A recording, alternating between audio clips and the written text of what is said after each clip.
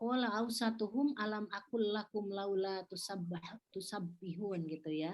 Nah, ketika berkata ausatuhum, orang yang paling bijak di antara mereka. Jadi ausat itu adalah orang yang paling bijak, orang yang paling baik, orang yang paling adil dalam Al-Qur'an. Nah, itu ada dalam surat Al-Qalam ayat 28. Lalu landasan ayat yang lain mengenai sikap wasatiyah adalah dalam Al-Baqarah 238. Ketika berbicara tentang hafidhu 'alas sholawat was sholatil wusta wa qumu lillahi qanitin.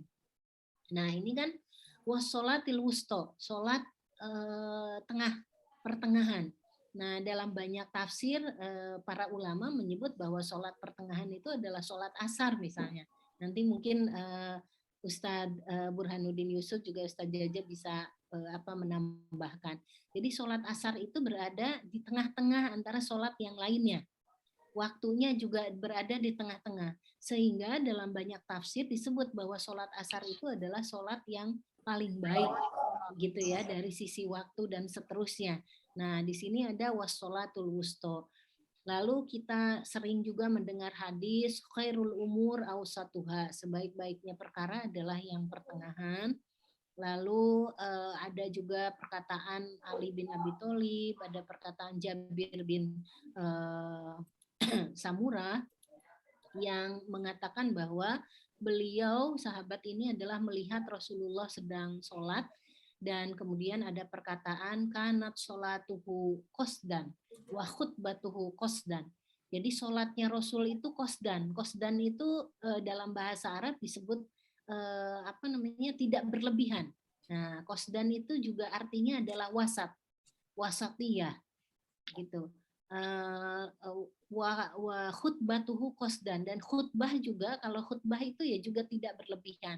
Nah, mungkin nanti apa sih tafsir tidak berlebihan itu begitu ya. Jadi mereka melihat Rasul sedang sholat, menyimak Rasul sedang khutbah, dan kanat sholatuhu qasdan wa khutbatuhu qasdan.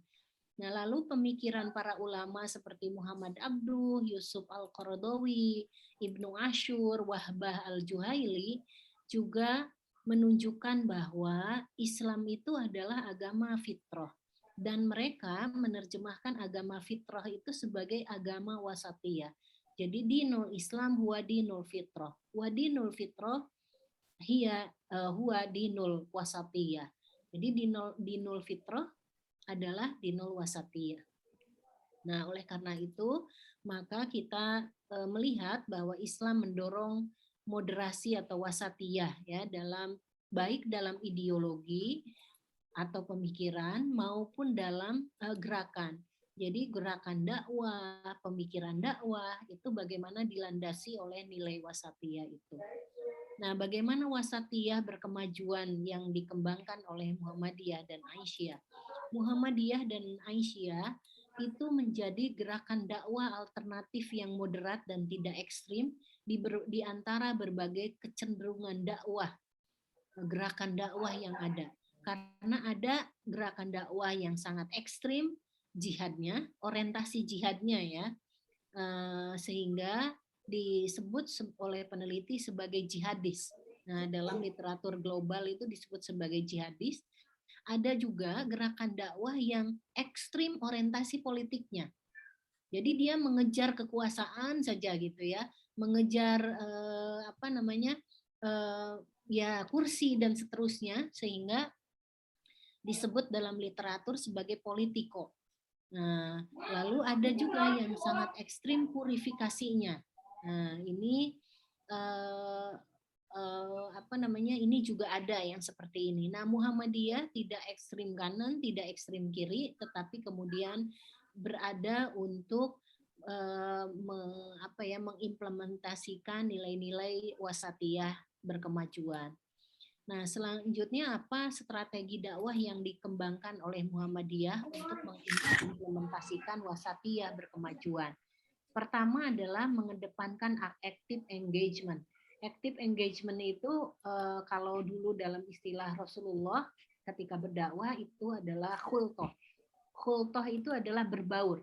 berbaur dengan masyarakat seluas-luasnya, lalu berusaha untuk mencari tahu permasalahan yang ada di masyarakat dan memberikan solusi-solusinya. Misalnya MDMC ketika ada bencana langsung hadir paling depan. Lalu kemudian Muhammadiyah Covid Center berdiri paling depan, garda paling depan ketika ada pandemik. Nah, itu yang dimaksud dengan active engagement. Jadi setiap ada persoalan di tengah masyarakat, Muhammadiyah dan Aisyah berusaha untuk terus hadir memberikan solusi-solusi, dan itu sebetulnya kan juga bagian dari Al-Maun ya, pesan Al-Maun. Jadi pesan Al-Maun itu kalau di extended gitu ya, diperluas, itu adalah bukan hanya soal yatim piatu atau fakir miskin dan seterusnya, tetapi juga orang yang membutuhkan dan orang yang dipinggirkan dari akses ekonomi, dari akses politik, dari akses macam-macam, sehingga kemudian Muhammadiyah hadir untuk memberikan ruang yang sepantasnya mereka dapatkan atau hak yang sepantasnya mereka dapatkan. Nah, dan ini kemudian bersedia berdialog dan bekerja sama dengan latar belakang apapun secara adil. Nah, bayangkan MDMC itu selalu, bukan selalu ya, tidak pernah melihat siapa yang akan dibantu, daerah mana, agama apa, suku apa. Ya, setiap ada bencana ya akan hadir di situ, apapun agamanya, apapun sukunya. Nah, lalu kemudian strategi dakwah berbasis tauhid. Bagaimana Muhammadiyah dan Aisyah membangun pemahaman mad'u bahwa tauhid itu bukan soal spiritualitas Islam saja, tetapi tauhid adalah kesadaran beragama yang toleran, terbuka, dan berempati terhadap kemajemukan. Nah, yang selanjutnya adalah strategi dakwah wasatiyah berkemajuan adalah berpikir tentang jangka panjang, manfaat jangka panjang. Jadi selalu mempertimbangkan makosidus syariah, ya, maslahah mafsadahnya itu ada di mana gitu. Nah, ini jangka panjang. Apakah misalnya apakah respon kita terhadap satu fenomena itu cenderung reaksioner, emosional, defensif, atau bombastis. Misalnya ketika ada isu pembakaran Al-Quran, penghinaan Rasul, atau isu-isu apa ya bahwa agama itu harus dibela dan seterusnya. Nah, apakah itu punya manfaat jangka panjang ketika kita harus turun ke jalan saja, demonstrasi saja misalnya, atau ada strategi dakwah yang lebih punya manfaat jangka panjang ketimbang kita memberikan sikap-sikap yang reaksioner atau emosional dan sesaat. Itu misalnya membuat counter narasi dan diseminasi ide, gagasan moderat melalui media massa, artikel jurnal, buku dan seterusnya, juga melalui dakwah bil qalam, dakwah bil lisan, dakwah bil hal, ya seperti yang selama ini Muhammadiyah dan Aisyah sudah lakukan. Panti asuhan berdiri sangat banyak, pesantren, sekolah, universitas, rumah sakit, semuanya adalah dalam rangka merespon persoalan umat yang memiliki nilai jangka panjang, bukan dakwah yang sesaat turun di jalan selesai juga di situ begitu ya, pagi mulai selesai sore misalnya. Nah, Muhammadiyah tidak seperti itu dalam mengimplementasikan wasatiyah berkemajuan. Lalu yang terakhir adalah strategi dakwah yang bersifat substantif atau tidak simbolik. Nah, bisa memahamkan kepada mad'u mengenai hakikat dan kebaikan bersama ya, atau kalimatun sawa atau common good, tentang konsep khairu ummah. Nah, khairu umat itu seperti apa sih? Saya kira kita sudah banyak ya kajian-kajian, bahkan langsung oleh Pak Ketum, juga Mas Prof. Sekum gitu ya, Mas Muti, itu sering membahas tentang khairu ummah dalam interpretasi dan implementasi oleh Muhammadiyah dan Aisyah. Intinya khairu ummah itu adalah bagaimana melahirkan kemaslahatan universal. Universal itu tidak melihat agama, tidak melihat ras, tidak melihat konteks tempat tertentu, tapi semua begitu ya. Misalnya lajismu yang paling yang sekarang ya, sedang banyak disorot dan diapresiasi oleh banyak kalangan. Bagaimana memberikan bantuan itu ya tidak hanya kepada umat Islam, bahkan tidak hanya eksklusif kepada warga Muhammadiyah, tapi di luar itu gitu. Bahkan membangun jaringan listrik di pulau yang terdiri dari penduduk non Muslim gitu ya, Pak Jaja. Saya mendengar Pak Sekum itu bercerita tentang itu. Nah itu membuktikan bahwa wasatiyah berkemajuan itu sebetulnya sudah harusnya mendarah daging dalam setiap derap langkah dan program Aisyah, Muhammadiyah dan semua amal usahanya gitu. Sehingga yang menjadi konsen dan fokus kita adalah kemaslahatan universal. Nah, yang terakhir adalah ini slide terakhir ya, bahwa dakwah itu bukan terkait dengan penguatan keimanan atau religiusitas manusia atau bahkan kesalehan individu saja ya, seperti yang mungkin ada sebagian gerakan dakwah yang fokusnya ke situ. Tetapi bagi Muhammadiyah dan Aisyah, dakwah adalah keterlibatan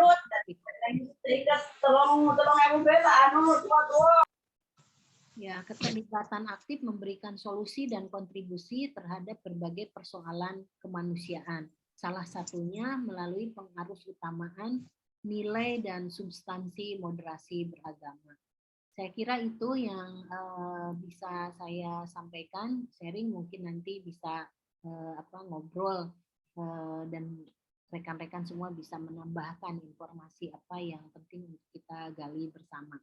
Terakhir sebelum saya tutup, saya koreksi sedikit, saya belum profesor ya, Mas moderator. Ini kalau istilah anak gaul itu OTW mungkin gitu ya. Nah, OTW-nya kapan sampai itu saya belum tahu gitu, tapi sudah lektor kepala dan memang kalau dalam Japung itu dinamakan associate profesor begitu, tetapi belum profesor gitu, masih associate. Ini ya mudah-mudahan doa dari Dr. Jaja, Ayahanda Dr. Burhan dan Bapak Ibu semua, mudah-mudahan sih. Amin, amin, Allahumma amin. Tahapan-tahapan berikutnya. Ya, terima kasih. Nasrul minallah wa barakatuh. Wassalamualaikum warahmatullahi wabarakatuh. Waalaikumsalam warahmatullahi wabarakatuh. Luar biasa penjabaran materi yang tadi disampaikan. Jadi bilangnya apa nih, Bu? Profesor aja ya, biar jadi doa. Gak apa-apa, profesor aja. Gak apa-apa ya, Pak Dokter ya. Dipanggilnya THI oleh teman-teman, jadi gak apa-apa, itu saja. Atau Muhammad juga gak apa-apa. Itu kan hanya untuk apa ya, di kampus aja itu Pak, untuk keperluan akreditasi ya Pak Jaja. Nanti panggilannya Bunda Ai aja ya Bu. Siap, siap. Boleh Bunda. Kalau gitu ditambah depan ya jadi Bunda Prof Ai ya. Kembali lagi ke Prof ya. Balik lagi ya. Ya. Terima kasih Bunda penjabarannya, rekan-rekan semua, Bapak Ibu.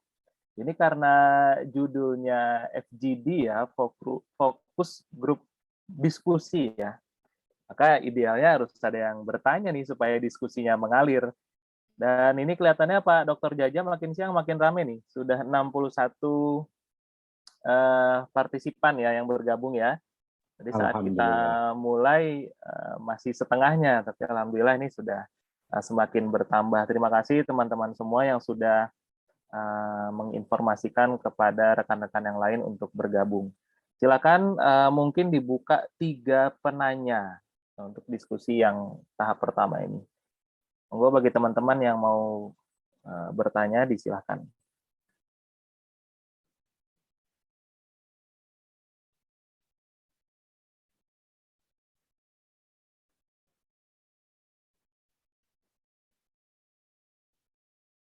Untuk pertanyaan mungkin bisa juga lewat chat kali ya, Bunda Ai ya. Jadi boleh ya. Jadi nanti barangkali ada yang ada yang mau ngetik gitu agak panjang di chat. Iya, silakan. Silakan teman-teman.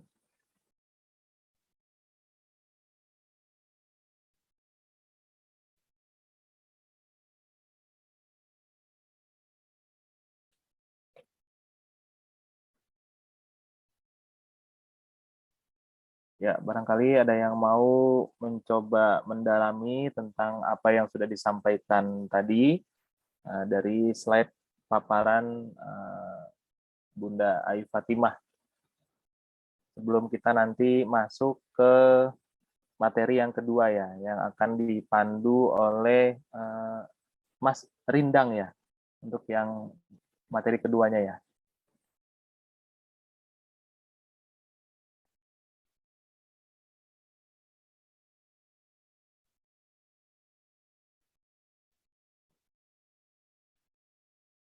Ya, gimana Pak Dokter? Apa kita lanjut dulu? Nanti dikaliguskan diskusinya. Ya, boleh lanjut dulu aja kalau Gitu boleh. ya. Saya khawatir Bu Ai mau ada acara lagi Ada gitu. acara ya. Makanya Ya, saya Bapak dahulu. bisa sambil. Oh gitu. Ya, Bisa nggak Bu ya. apa-apa. Ya. Oke. Barangkali teman-teman sedang merancang pertanyaannya. Baik. Ya. Ya, silakan. Ya, baik. Terima kasih Bunda Ai dan Pak Jaja. Untuk sesi pertama ini kita cukupkan. Nanti barangkali diskusinya bisa disatukan di akhir. Dan untuk materi berikutnya, kami serahkan ke Mas Rindang Panuntun untuk memandu. Terima kasih dari saya, cukup sekian. Billahi fisabil haq, fastabiqul khairat, nasrun minallah wa fatun qarib wa basyiril mu'minin. Wassalamualaikum warahmatullahi wabarakatuh. Waalaikumsalam warahmatullahi wabarakatuh. wabarakatuh. Baik, Assalamualaikum warahmatullahi wabarakatuh. Waalaikumsalam warahmatullahi wabarakatuh. Innal hamdalillah nahmaduhu wa nasta'inuhu wa nastaghfiruh wa na'udzubillahi min syururi anfusina wa min sayyiati a'malina. May yahdihillahu fala mudhillalah wa may yudhlil fala hadiyalah. Amma ba'd. Baik, terima kasih kepada Kanda Zaki yang sudah mendampingi pada FGD sesi pertama. Untuk FGD sesi 2 saya yang melanjutkan. Baik, kali ini kita akan membahas terkait dengan Darul Ahdi wa Syahadah yang nanti akan disampaikan oleh Dr. Jaja Nurjana MA. Beberapa waktu lalu kita sempat dengar dan sempat ramai di kalangan nasional bahwa Kementerian Agama lahir untuk hadiah untuk NU. Nah, kali ini kita juga punya statement yang hampir sama, yang kalau bisa dikatakan bahwa doa di wasyadah itu adalah hadiah Muhammadiyah untuk Indonesia. Dan tentunya kalau misalkan kita lihat secara sejarah, tadi sudah disampaikan sama Pak Burhanuddin, kalau misalkan ada pun tokoh-tokoh Islam yang terlibat ketika pembuatan berdirinya negara ini, pemikir Islam ada Ki Bagus Hadikusumo, Kasman Singodimedjo, Wahid Hasim, dan lain-lain.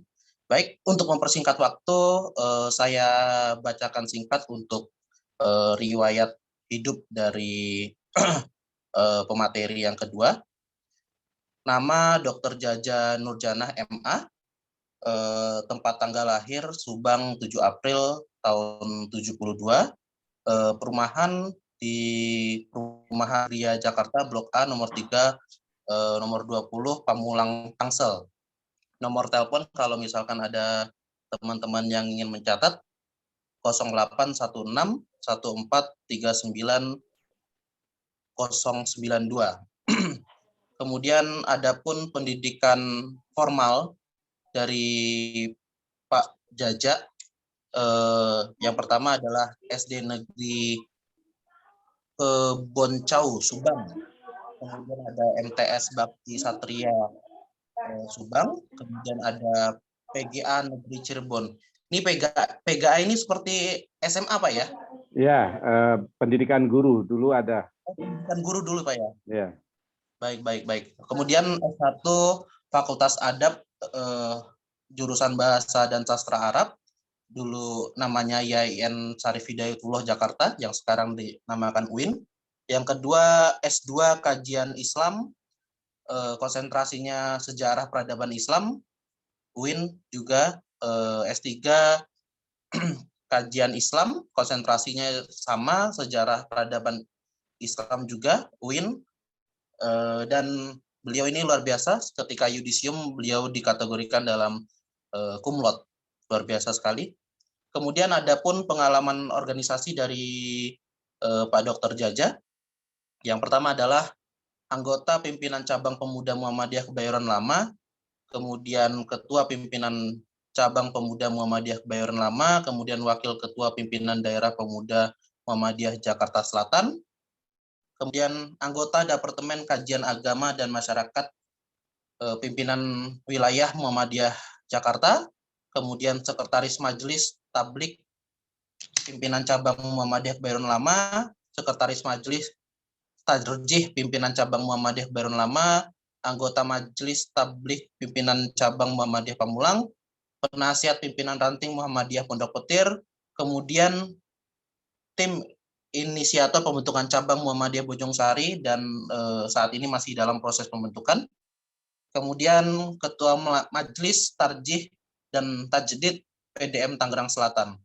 Kemudian untuk status profesi, beliau sekarang ini adalah dosen tetap di Universitas UHAMKA. Kemudian ada pun beberapa tulisan yang dipublikasikan, kurang lebih ada 4. Yang pertama, urgensi sosok kampus pembaharu. Ini di edisi 1993 di IAIN ketika itu.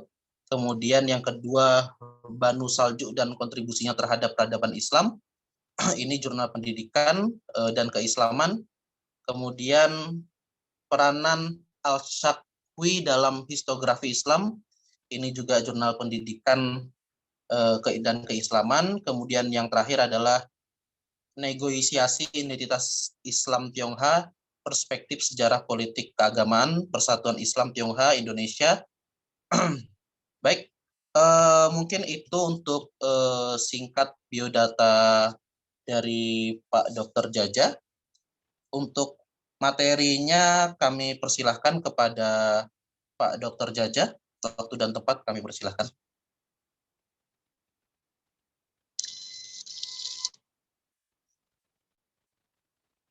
Bismillahirrahmanirrahim. Halo. Assalamualaikum warahmatullahi wabarakatuh. Waalaikumsalam. Waalaikumsalam warahmatullahi wabarakatuh. Alhamdulillah wassalatu wassalamu ala Rasulillah la haula wala quwata illa billah ma ba'du. Teman-teman pemuda Bu Ai yang saya hormati, hari ini terima kasih kita sudah bisa bersama-sama dalam rangka FGD ya, tentang Darul Ahdi wa Syahadah, suatu konsep yang secara resmi dikeluarkan oleh Muhammadiyah pada Muktamar ke-47 di Makassar. Jadi ini adalah merupakan bagian dari ideologi-ideologi yang ada dalam Muhammadiyah, sama dengan MKTHM, kepribadian Muhammadiyah, kemudian Muqaddimah Anggaran Dasar Muhammadiyah. Gitu.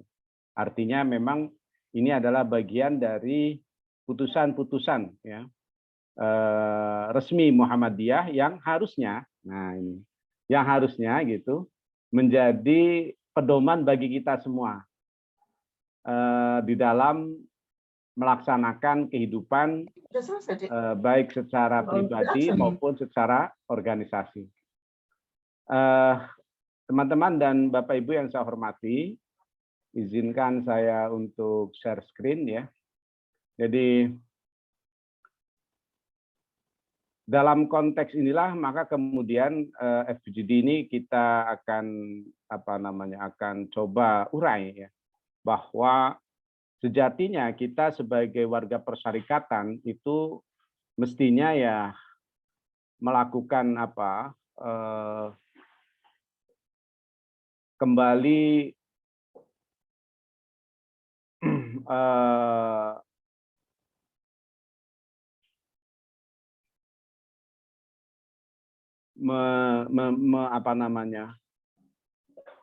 ya sama-sama lah memperkuat diri dengan yang kita sepakati oleh pimpinan pusat Muhammadiyah gitu.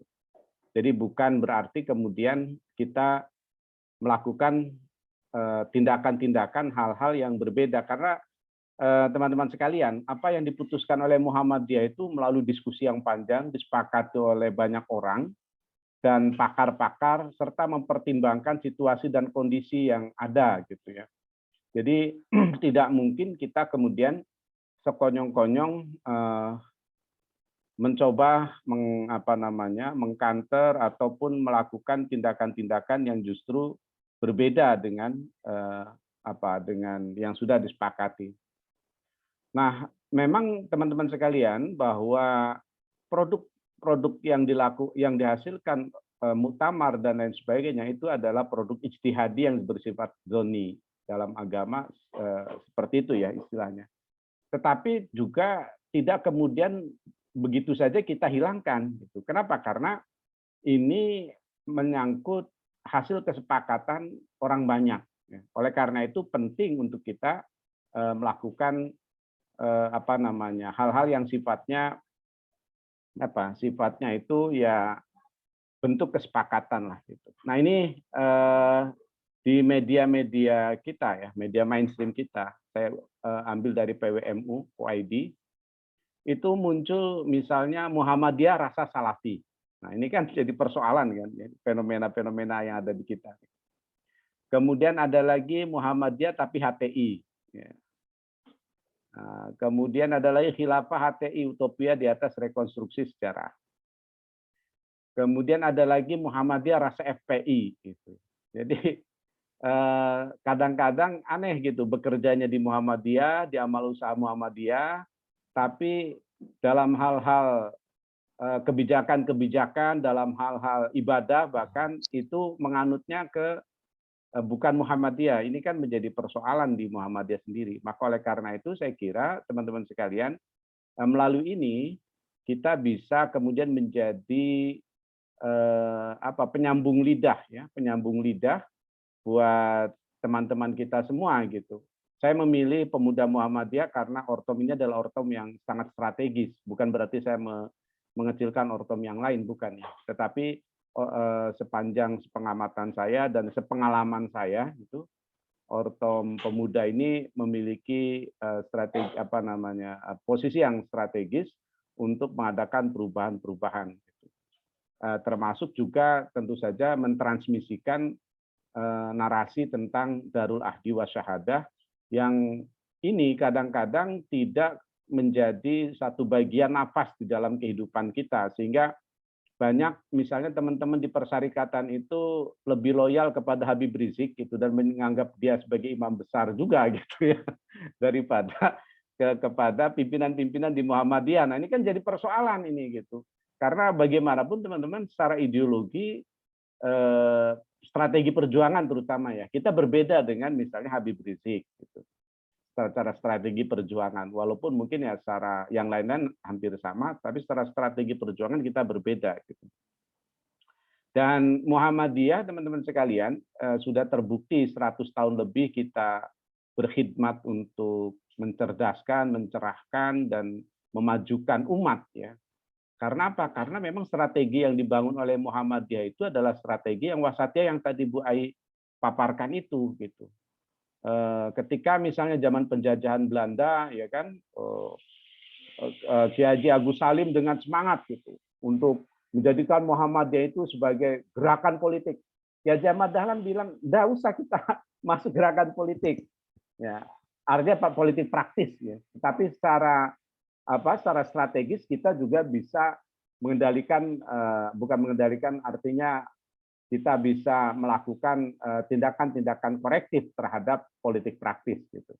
Nah ini saya kira penting kita pahami bersama, sehingga Pak Haidar Nasir misalnya di buku Ideologi Muhammadiyah ya, bahwa Muhammadiyah saat ini berada dalam pusaran berbagai ideologi dan perubahan demografi secara besar-besaran. Ini tentu saja merupakan hal yang saya kira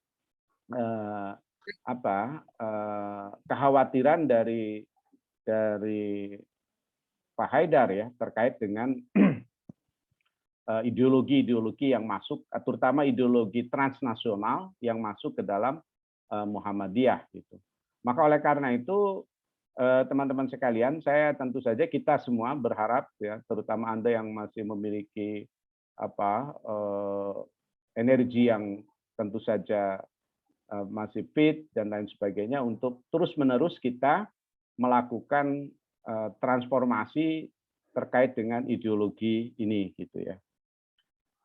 Nah, ini adalah hasil putusan resminya ini ya, resminya istilahnya gitu, hasil putusan Muktamar ke-47 itu, negara Pancasila sebagai Darul Ahdi wa Syahadah. Nah, Darul itu sendiri kan diartikan sebagai ya tempat, rumah, negara gitu. Jadi Darul Ahdi, Ahdi itu kesepakatan. Artinya bahwa negara Pancasila itu sebagai negara kesepakatan. Negara kesepakatan. Karena apa? Karena memang pada saat negara ini didirikan, teman-teman sekalian, itu kita sudah menyepakati gitu ya. Jadi kalau yang hari ini misalnya mengusung khilafah, mengusung negara Islam, mengusung negara macam-macam, itu sesungguhnya jangan kemudian kita pahami bahwa orang Muhammadiyah nggak paham. Ki Bagus itu adalah orang yang sangat mati-matian ingin menjadikan Indonesia itu negara Islam. Kemudian Bung Karno yang sama-sama juga orang Muhammadiyah tidak setuju mati-matian juga. Akhirnya ada kompromi. Jadi Indonesia ini bisa utuh sampai dengan hari ini adalah karena kedewasaan dari para founding fathers kita ya. Yakni ada Ki Bagus Hadikusumo, ada Kasman Singodimojo, ada tadi misalnya Kahar Muzakar. Itu semua adalah orang-orang yang sangat dewasa dalam melihat perbedaan-perbedaan itu dan mencoba menjadikan perbedaan-perbedaan itu diakomodasi. Maka disebut sebagai Darul Ahdi. Nah, maka kemudian disepakatilah Piagam Jakarta. Tetapi kemudian karena sahabat-sahabat atau saudara-saudara kita di Indonesia Timur itu tidak ingin 7 kata yang ada dalam sila ketuhanan itu masuk, maka kemudian Ki Bagus dan kawan-kawan menyepakati gitu ya. Ki Bagus dan kawan-kawan menyepakati. Coba bayangkan teman-teman jika waktu itu Ki Bagus ngotot gitu ya. Mungkin Indonesia itu ya tidak sampai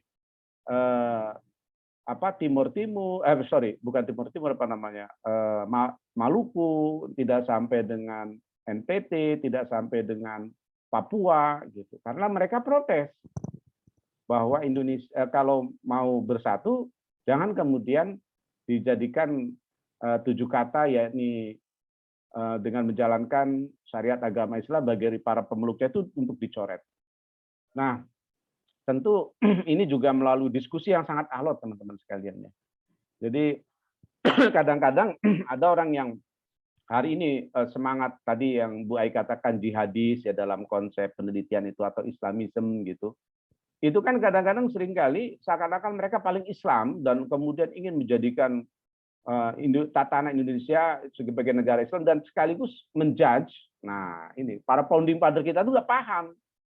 Mereka nggak ngerti secara sosiologis, antropologis, dan historisnya bagaimana Indonesia ini dibentuk. Gitu ya. Bahwa Indonesia itu dibentuk dalam suasana kebatinan, dalam suasana ideologi, dalam suasana kebersamaan, dalam suasana sosiologis yang begitu sangat kompleks. Maka kemudian Pancasila dijadikan sebagai Darul Ahdi. Nah, ketika 7 kata itu dihapus, maka kemudian dari pihak Islam, oke, 7 kata dihapus, tetapi ditambah dengan Yang Maha Esa. Nah, ini kan tetap ada unsur tauhid juga di situ, gitu ya. Kemudian wasyahadah. Syahadah itu kayak pembuktian, ijazah. Gitu. Nah, tentu yang dimaksud syahadah di sini adalah bahwa kita itu harus menjadikan bahwa Pancasila itu sebagai negara pembuktian. Jadi kita harus membuktikan. Dan sepanjang sejarah tentu saja Muhammadiyah juga NU saya kira ya dan ormas-ormas yang lain sudah memiliki pembuktian-pembuktian itu dalam konteks bagaimana membesarkan negara ini, merawat negara ini menjadi negara yang bersama, negara yang memiliki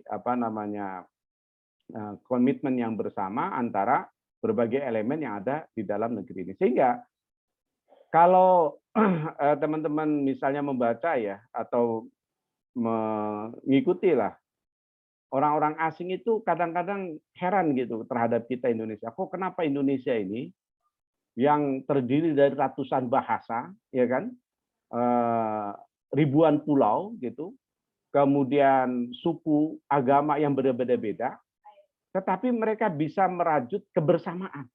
Nah, ini karena ada Darul Ahdi wa Syahadatan. Ada kesepakatan di antara kita. Kita memang berbeda, tetapi kita bisa bersatu. Maka Bhinneka Tunggal Ika adalah merupakan salah satu pilar yang juga kita pegang, ya, bahwa kita memang berbeda, tapi kita bersatu. Nah, inilah teman-teman sekalian latar belakang kenapa Darul Ahdi wa Syahadah ini penting untuk kemudian kita kemukakan pada hari ini. Nah, sistematika dalam panduan itu sendiri terdiri dari mukadimah, kemudian pembentukan negara Indonesia, berikutnya peran strategis Muhammadiyah, berikutnya kedudukan negara Pancasila, dan yang terakhir proyeksi ke depan. Jadi ini sistematika yang ada dalam konsep negara Pancasila, Darul Ahdi wa Syahadah. Oke, kita mulai. Dalam mukadimah poin-poinnya saja ya. Bahwa pertama, Islam adalah memang agama rahmatan lil alamin. Ini mengutip pada ayat wa ma arsalnaka illa rahmatan lil alamin. Jadi diutusnya Nabi Muhammad SAW itu adalah sebagai rahmat, sebagai kasih sayang untuk semua alam, ya. Untuk semua alam. Alamin ini kan kalau kita merujuk kepada ahli tafsir, teman-teman sekalian, itu beragam ya alamin ini, bahkan mereka menafsirkan bahwa alamin ini juga bagian dari alam, bahkan alam jin dan lain sebagainya gitu. Bukan hanya yang kasat mata seperti sekarang misalnya manusia, binatang dan lain sebagainya, tapi beragam. Nah, maka oleh karena itu sudah sangat pantasnya ketika kita menyatakan diri sebagai rahmatan lil alamin, sebagai pengayom gitu. Sehingga kita ya harus mengayomi semua yang ada di dalam warga bangsa yang ada di Indonesia ini. Nah, peran strategis Muhammadiyah sendiri sebagai gerakan dakwah Islam yang senantiasa mengusung pertama khairu ummah, kuntum khairu ummatin ukhrijat linnas, ya kan? Nah, dalam Ali Imran ayat 104, 110 gitu, yang menyatakan bahwa kita memang harus berdakwah amar ma'ruf nahi mungkar untuk kemudian menjadi khairu ummah, the best community, ya kan? Sebagai komunitas terbaik. Kemudian kita juga didorong untuk menjadi ummatan wasata, ya, ini dalam mukadimahnya begitu, yakni sebagai umat tengahan, yang tadi sudah banyak dibahas oleh oleh Bu Ai ya, tentang umat tengahan. Jadi tentu yang proporsional gitu.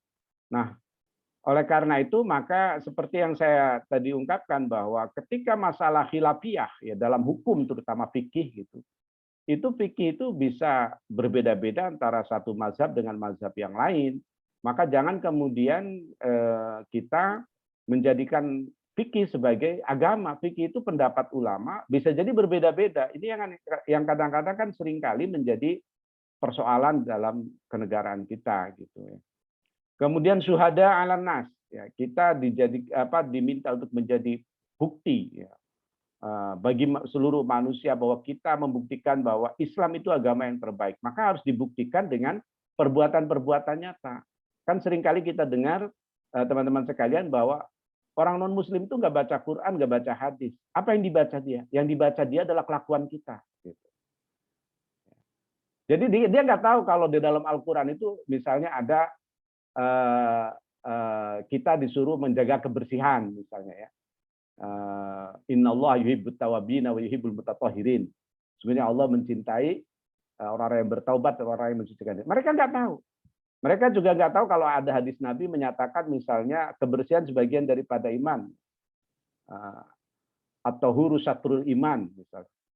Tapi yang mereka baca adalah bagaimana sih perilaku kehidupan kita dalam berkehidupan individu, keluarga, masyarakat, berbangsa, dan bernegara. Sehingga kemudian ada penilaian mereka, oh Islam itu seperti ini. Gitu. Nah ini syuhada ala nas. Jadi kita harus membuktikan kepada manusia bahwa kita ini adalah bagian dari rahmatan lil alamin yang kemudian akan menjadi rahmat, kasih sayang yang mendamaikan dunia, yang kemudian Muhammadiyah sebagai umat dan umat Islam sebagai golongan mayoritas di dalam bangsa ini memiliki tanggung jawab besar utama untuk menjadikan apa? Menjadikan negara Indonesia adalah sebagai baldatun thayyibatun wa rabbun ghafur. Yakni negara yang baik, yang di bawah ampunan Allah Subhanahu wa taala. Nah, ini saya kira teman-teman sekalian, pesan penting dalam mukaddimah ini 3 hal inilah ya. Kalau dalam pandangan saya, dalam hemat saya gitu. Mukaddimah ini. Nanti kalau ada yang memerlukan, saya akan share PDF-nya ya terkait dengan Darul Ahdi wa Syahadah ini. Kemudian jadi ujungnya itu baldatun thayyibatun wa rabbun ghafur. Bagaimana menjadikan negeri ini sebagai negeri yang baik dan kemudian di bawah lindungan ampunan Allah Subhanahu wa taala. Ini yang saya kira untuk kita buktikan gitu kepada masyarakat, kepada warga lain, termasuk kepada dunia, bahwa Islam sanggup membawa perubahan kepada kebaikan, kepada hal-hal yang positif, kepada pencerahan, ya at-tanwir, dan juga sering diungkap bahwa Islam sebagai dinul hadarah, ya, negara peradaban, negara kemajuan. Nah ini saya kira harus dibuktikan. Inilah yang dimaksud dengan syuhada ala nas. Ya. Dan ini pula yang maksud pada Darul Ahdi wa Syahadah. Nah, poin kedua sistematikanya dalam Darul Ahdi wa Syahadah adalah pembentukan negara Indonesia. Di situ mengutip pembukaan dalam Undang-Undang Dasar negara kita. Karena kan kalau kita baca salah satu penyusunnya kan Ki Bagus Hadikusumo ya, teman-teman. Maka Ki Bagus itu kan kemudian juga menyusun mukaddimah anggaran dasar Muhammadiyah ya. Karena memang beliau begitu pikiran-pikirannya sangat mewarnai dalam pembukaan Undang-Undang Dasar tahun 45. Ya, di situ dijelaskan bahwa sesungguhnya kemerdekaan itu ialah hak segala bangsa dan oleh sebab itu maka penjajahan di atas dunia harus dihapuskan karena tidak sesuai dengan pri kemanusiaan dan pri keadilan. Dan perjuangan pergerakan kemerdekaan Indonesia telah sampai kepada saat yang berbahagia dengan selamat sentosa mengantarkan rakyat Indonesia ke depan pintu gerbang kemerdekaan negara Indonesia yang merdeka, bersatu, berdaulat, adil, dan makmur. Nah, di sini ada semacam uraian-uraian bahwa kemerdekaan memang merupakan keinginan kita gitu. Jadi ada perjuangan pergerakan. Tapi, nah ini atas berkat rahmat Allah yang Maha Kuasa. Jadi ada 2 hal di sini yang ingin disampaikan oleh para pendiri bangsa ini. Bahwa kemerdekaan ini adalah hasil perjuangan. Tapi jangan lupa bahwa ini juga adalah berkat rahmat Allah yang Maha Kuasa. Dan dengan didorongkan oleh keinginan luhur supaya berkehidupan kebangsaan yang bebas, maka rakyat Indonesia menyatakan ini kemerdekaan. Dan kemerdekaan ini tentu saja untuk melindungi segenap bangsa Indonesia, tadi ya, menjadi baldatun, thayyibatun, wa rabbun ghafur. Dan inilah negara Pancasila gitu. Sebagai Darul Ahdi wa Syahadah, yakni yang didasarkan kepada keadilan, kemakmuran gitu ya. Dan tentu saja didasarkan pada Pancasila yang sesungguhnya memiliki nilai-nilai religius di dalamnya gitu ya. Oke, dalam pembentukan negara ini teman-teman, Muhammadiyah kemudian melihat adanya stagnasi, kejumudan. Jadi dalam penyelenggaraan negara tidak ada proses pengembangan yang signifikan untuk mencapai cita-citanya itu baldatun thayyibatun wa rabbun ghafur. Itu kan kalau dalam alinea pembukaan Undang-Undang Dasar tahun 45 itu melindungi segenap warga ya, sejahtera, adil, makmur. Ternyata itu stagnan, bahkan distorsi, mengalami peluruhan gitu ya. Dari cita-cita, bahkan deviasi mengalami penyimpangan. Apa penyimpangannya? Muhammadiyah mencatat misalnya ya adanya korupsi yang begitu luar biasa gitu. Adanya pembangunan yang tidak berjalan secara baik, kemudian adanya kezaliman, kemudian tidak adanya pemihakan kepada tentu saja rakyat kecil. Ya. Terakhir saya kira yang juga viral pernyataan Buya Anwar yang begitu luar biasa di depan presiden. Ya. Jadi kita punya tokoh alhamdulillah seperti Buya Anwar teman-teman ya. Beliau mengkritik presiden di depan presiden dan di dalam forum resmi. Itu bahasanya lugas. Kata beliau baru pada zaman Jokowi, baru pada zaman Pak Jokowi sebagai presiden, ya, indeks gini gitu ya, itu menurun. Jadi ini adalah penting jadi catatan Muhammadiyah. Tentu Muhammadiyah ini saya melihat bukan menjadi lawan pemerintah, tetapi kita menjadi mitra, tapi mitra yang kritis, gitu ya. Mitra yang kritis bagi pemerintah. Nah, oleh karena itu kita bukan anti pemerintahan, tapi kita berusaha menjadi mitra. Bahkan sejak zaman Belanda kita itu menjadi mitra kritis kan. Bagaimana Kiai Dahlan itu mendirikan Muhammadiyah? Ya beliau bermitra dengan pemerintah Belanda. Kalau tidak bermitra dengan pemerintah Belanda, maka ya Muhammadiyah dapat dipastikan tidak akan berdiri. Gitu. Residen Belanda tidak akan memberikan keluar ya untuk izin pendirian Muhammadiyah. Tapi kita terus bermitra, tapi mitra yang kritis. Dan ini juga yang dalam saya kira keputusan resmi Muhammadiyah ya terkait dengan Darul Ahdi wa Syahadah, bahwa Muhammadiyah mencatat adanya penyimpangan-penyimpangan, yang penyimpangan-penyimpangan ini akan menjauhkan dari cita-cita resmi Muhammadiyah atau resmi bangsa ini mendirikan negara, ya, yakni melindungi segenap warga dengan mensejahterakan mereka, ya, adil, makmur, dan seterusnya. Ya, Buya Anwar Abbas saya kira belakangan juga menyatakan bahwa sebenarnya kita ini tidak seperti model piramid terbalik, tapi seperti kubah masjid Istiqlal kata beliau. Jadi yang kecil itu, yang di atas itulah yang menguasai ekonomi, kemudian menguasai lahan dan lain sebagainya. Sementara yang gedenya itu yang tidak memiliki gitu. Dan itu beliau bandingkan dengan data-data resmi ya. Jadi Buya Anwar Abbas itu mengkritik dengan data. Nah, ini juga buat pelajaran buat kita teman-teman bahwa ketika kita mengkritisi ya kritisi itu jangan dengan hawa nafsu, jangan dengan kecintaan yang berlebihan, fanatisme tanpa data gitu. Nah, bagaimana peran strategis Muhammadiyah? Ini dalam poin berikutnya di Darul Ahdi wa Syahadah bahwa Muhammadiyah telah berkontribusi sebelum Indonesia ini merdeka. Jadi maka kalau kemarin juga ada tulisan yang viral, saya kira bahwa salah kalau Muhammadiyah itu mendapatkan bla bla bla dari pemerintah Orde Baru. Jadi akan ada yang menuduh Muhammadiyah itu besar seperti sekarang akan mendapat fasilitas dari Orde Baru. Nah, di dalam tulisan itu dijelaskan ya, kalau tidak salah itu tulisannya saya lupa ya, orang Malang sih, ketua PDM Malang itu. Sebelum ada Kementerian Sosial, Muhammadiyah sudah punya penolong kesengsaraan umum, ya kan? PKO, gitu. Yang sekarang menjadi pembina kesehatan umat ya, atau apa istilahnya. Tapi dulunya kan penolong kesengsaraan umum waktu zaman Kiai Dahlan. Sebelum negara ini berdiri, sebelum berdiri Departemen Pendidikan, kita sudah punya sekolah dan seterusnya.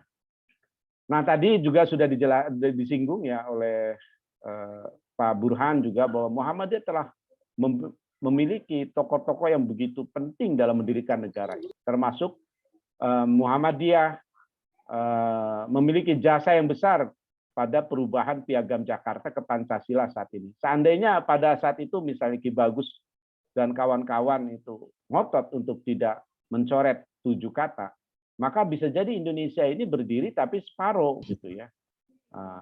Dan kemudian dalam peran strategis Muhammadiyah juga, Muhammadiyah sudah menjadikan Pancasila itu sebagai konsensus dalam mendirikan Indonesia. Maka oleh karena itu, supaya bangunan Indonesia ini utuh, ya kemudian paham-paham transnasional seperti khilafah, kemudian macam-macam lah negara Islam dan lain sebagainya, itu bukan pilihan yang tepat bagi Muhammadiyah. Pilihannya adalah kita memang sudah bersepakat. Nah, kalau sudah bersepakat itu ya kita harus mengikuti kesepakatan itu. Jangan kemudian kita keluar dari kesepakatan. Makanya ya kita yang sudah bersepakat di Persyarikatan Muhammadiyah, apalagi yang bekerja di amal usaha Muhammadiyah seperti saya gitu ya. Kemudian berkiblatnya ke HTI, ke Habib Rizik, itu hal yang aneh gitu ya. Hal yang aneh. Tapi kan kita juga tidak menutup mata, teman-teman. Coba teman-teman lihat itu di grup-grup WA kita. Banyak sekali kan teman-teman kita yang kayaknya masih menjadikan ya isu-isu seperti itu di grup-grup WA kita. Nah, tentu ini harus menjadi pembelajaran buat kita. Karena apa? Karena Pancasila sebagai konsensus dalam mendirikan negara Indonesia dan sudah terbukti. 100 tahun, 75 tahun lebih kita merdeka, kita masih tetap utuh gitu ya. Kecuali Timur Timur, karena Timur Timur itu kan bergabungnya juga belakangan, kemudian duluan pamit ya. Jadi secara historis memang Timur Timur ini pernah dijajah oleh Portugis dan lama dijajah Portugis sehingga sulit untuk kemudian menyatukan diri, dan pada saat itu memang ada keputusan politik yang saya kira yang dilakukan oleh Presiden Habibie yang kurang elegan lah gitu sehingga bisa keluar. Sebenarnya kan kalau waktu itu Presiden Habibie tidak memberikan kesempatan untuk mengadakan referendum, ya Timur Timur dengan segala keberadaannya tetap berada di Indonesia, walaupun memang ya keberadaannya juga lebih banyak merugikan gitu karena mereka senantiasa melakukan perjuangan gerilya dan seterusnya. Nah, kemudian yang berikutnya adalah tentang kedudukan negara Pancasila. Ini juga merupakan poin-poin yang ada dalam Darul Ahdi wa Syahadah, bahwa negara Pancasila merupakan hasil konsensus nasional atau Darul Ahdi yang tadi saya sudah jelaskan, dan tempat pembuktian atau kesaksian atau Darus Syahadah. Nah, tujuannya apa? Untuk menjadi negeri ini negeri yang aman dan damai atau Darus Salam, menuju kehidupan yang maju, adil, makmur, bermartabat, berdaulat dalam naungan ridha Allah Subhanahu wa taala. Itu tadi ya. Thayyibatun wa rabbun ghafur. Jadi teman-teman sekalian, Muhammadiyah ya, meyakini bahwa Pancasila ini merupakan sebagai kesepakatan nasional dan sebagai tempat pembuktian. Mari kita buktikan. Kita buktikan bahwa kita mampu mengisi kemerdekaan ini dengan hal-hal yang positif, dengan hal-hal yang bermanfaat. Dan saya kira ini kita sudah buktikan ya teman-teman, terutama COVID kemarin, ya dengan MDMC-nya, kemudian berapa triliun yang sudah kita berikan, ya kan? Kemudian berapa ribuan relawan yang sudah kita turunkan, bahkan yang sangat viral itu baju APD-nya MDMC, ya, kemudian yang ditolong itu adalah peti jenazah bersimbol salib. Ini menunjukkan bahwa kita sudah membuktikan, ya, kita memberikan asyahadah kepada bangsa ini bahwa kita dalam dalam menolong itu tidak pilih-pilih gitu. Kita tidak pilih-pilih. Kita coba ambil, kita coba tolong siapapun yang terkena bencana. Dan secara data kita kuat ya, kita memiliki. Dan alhamdulillah pula Lazismu kita juga beberapa kali dinobatkan sebagai pengelola filantropi terbaik. Ini kan berarti satu hal yang saya kira perlu kita teladani ya. Karena kita memiliki akuntabilitas publik yang demikian luar biasa. Kemudian Pancasila juga sebagai dasar negara Republik Indonesia adalah ideologi negara yang mengikat seluruh rakyat dan komponen bangsa. Nah, ini kesepakatan kita ya, bahwa Pancasila ini adalah ideologi negara yang mengikat seluruh rakyat dan komponen bangsa. Pancasila bukan agama, tetapi substansinya mengandung dan sejalan dengan nilai ajaran Islam. Ya, misalnya ketuhanan yang Maha Esa itu kan nilai-nilai tauhid. Nah, kemudian sila pertama melandasi sila berikutnya, yakni kemanusiaan yang adil beradab. Kemanusiaan ini dilandasi oleh ketuhanan. Kemudian persatuan Indonesia, dan persatuan ini dilandasi oleh kemanusiaan dan ketuhanan. Jadi tidak bisa dilepaskan antara sila-sila itu. Maka dalam konteks ini saya tidak sepakat tuh misalnya dengan pemahaman Rocky Gerung ya, yang menyatakan bahwa Pancasila itu tidak bisa dikaitkan satu sama lain, dia terpisah-pisah. Sehingga dia katakan PKI tidak komunisme gitu tidak bisa dikatakan anti Pancasila. Orang komunisme itu penuh dengan kemanusiaan gitu. Nah, saya tidak sependapat dengan dia dalam konteks ini. Jadi Pancasila bukan agama, tetapi substansinya mengandung dan sejalan dengan nilai ajaran Islam. Karena memang para founding fathers kita ya, terutama dari kelompok Islam lah, katakan kayak tadi yang saya katakan ada Ki Bagus, ada Kasman Singarmejo, Karuzaka, dan seterusnya. Itu mereka merumuskan semuanya itu ya, didasarkan pada nilai-nilai agama. Pembukaan Undang-Undang Dasar 45. Coba kalau kita baca sejarah, siapa yang merumuskan? Di antaranya Ki Bagus, dan Ki Bagus itu sangat sangat dominan. Makanya wajar kalau kemudian beliau juga mendirikan di Muhammadiyah kemudian melakukan rumusan Muqaddimah Anggaran Dasar Muhammadiyah. Gitu. Ya. Dan kita sangat menyadari bahwa nilai ajaran Islam yang menjadi rujukan ideologis dalam kehidupan kebangsaan yang majemuk. Jadi kebangsaan yang majemuk inilah. Dan sebenarnya sebagai kita ya umat Islam itu dengan kemajemukan itu tidak perlu alergi. Kenapa? Karena memang Islam sendiri kan mengajarkan seperti itu, misalnya dalam Al-Maidah 48 ya kan. Walau syaa rabbuka laja'alakum ummatan wahidah. Kalau Tuhanmu berkehendak sangat mudah menjadikan kamu itu ummatan wahidah, satu umat saja. Itu sangat mudah, tidak sulit. Tapi kan Allah tidak berkehendak. Kemudian fastabiqul khairat. Ini kan sebagai slogan semangat kita di Pemuda Muhammadiyah kan, fastabiqul khairat, berlomba-lombalah dalam kebajikan. Jadi kita diperintahkan untuk berlomba-lomba dalam kebajikan dalam rangka untuk apa? Untuk ya tadi ya membuktikan diri sebagai syuhada 'alan nas tadi. Dan inilah yang kemudian menjadi dasar kemajemukan kita gitu. Kemudian dalam negara Pancasila sebagai Darussahadah, umat Islam harus siap bersaing. Nah, berfastabiqul khairat ya. Ini slogan kita, berfastabiqul khairat. Untuk apa? Untuk mengisi untuk syahadah tadi, mengisi dan memajukan kehidupan bangsa dengan segenap kreasi dan inovasi yang terbaik. Dalam konteks ini, teman-teman semua, alhamdulillah ya, kita Muhammadiyah telah melakukan itu, tapi tidak berarti ini kita berpuas diri. Ya, tadi bahkan Ketua PDM kita sudah mengarahkan ya, kita jangan merasa besar sendiri, tapi kita juga harus bekerja sama dengan yang lain. Nah, ini mungkin penting juga untuk kita bangun ya.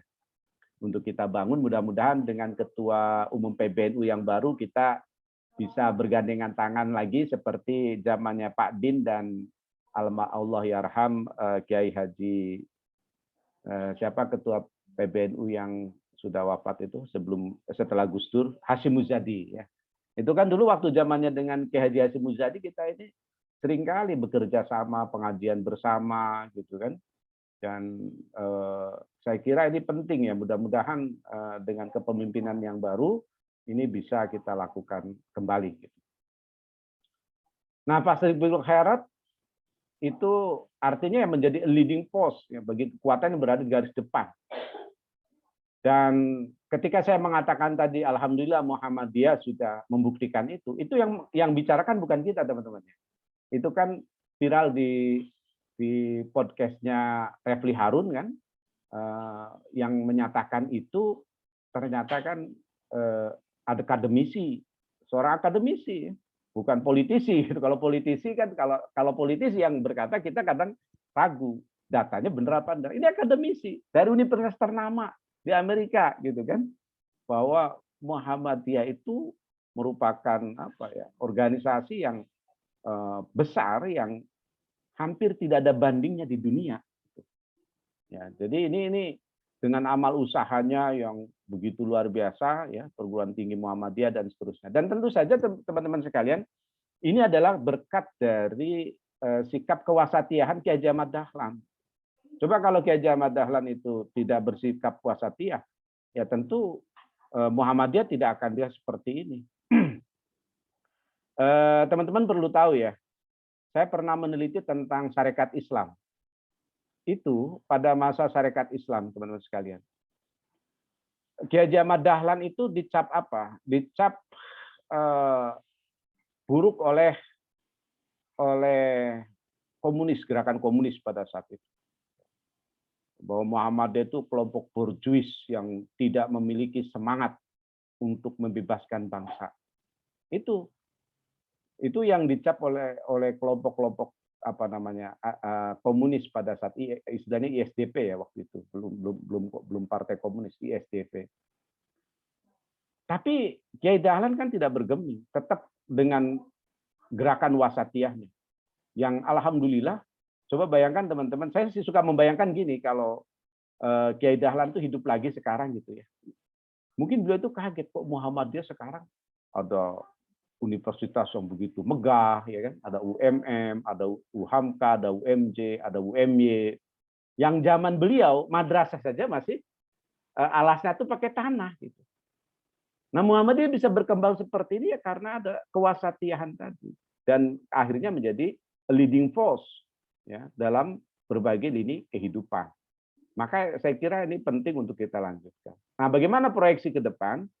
Teman-teman sekalian, bahwa memang Indonesia ke depan banyak menghadapi masalah dan tantangannya yang begitu multidimensi.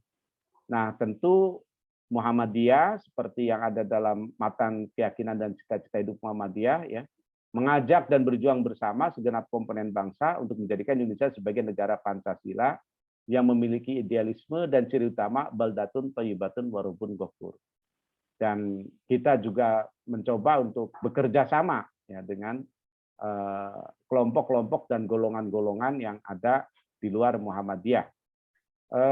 Kalau saya lihat ya, kerjasama yang dilakukan oleh Muhammadiyah, lagi-lagi dari segi sejarah, misalnya yang dilakukan Kiai Dahlan, teman-teman sekalian. Kiai Dahlan itu bekerja sama dengan berbagai macam elemen. Ini luar biasa ya. ISDP yang cikal bakal Partai Komunis Indonesia, beliau juga bekerja sama dengan Budi Utomo yang notabene katakanlah kelompok abangan gitu ya. Beliau bekerja sama gitu. Bahkan berdirinya Muhammadiyah kan kita tidak bisa pungkiri berkat jasa dari orang-orang di Budi Utomo ya untuk membuat anggaran dasar lah kalau sekarang ya, anggaran dasar Muhammadiyah. Jadi itu yang dilakukan Kiai Dahlan. Coba kalau Kiai Dahlan itu tidak memiliki relasi yang begitu baik dengan berbagai macam kelompok, maka ya Muhammadiyah tidak akan berdiri terus-menerus, bahkan mungkin tidak berdiri gitu. Tapi Kiai Dahlan itu ingin bahwa itu adalah terjadi. Nah, kemudian dalam kehidupan kebangsaan, Muhammadiyah sejak awal berjuang untuk pengintegrasian keislaman dan keindonesiaan. Jadi ini teman-teman sekalian ya, jadi bahwa Muhammadiyah dan umat Islam itu merupakan bagian integral dari bangsa dan telah berkiprah dalam membangun Indonesia sejak pergerakan kebangkitan nasional hingga era kemerdekaan. Oleh karena itu, maka keislaman dan keindonesiaan tidak bisa kita pisahkan. Jadi kalau ada misalnya ada iseng-iseng orang Pancasila mau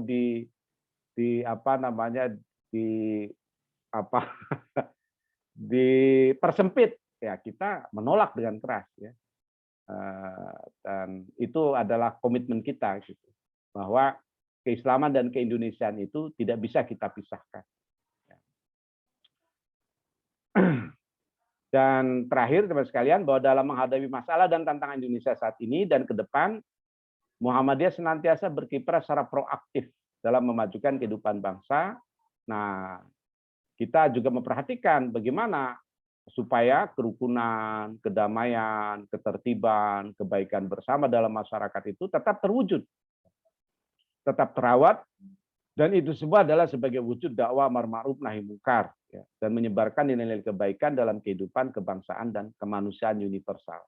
Jadi kebangsaan dan kemanusiaan universal saya kira adalah kata kunci yang tidak boleh kita nafikan di dalam kehidupan berbangsa dan bernegara itu. Saya kira itu teman-teman dan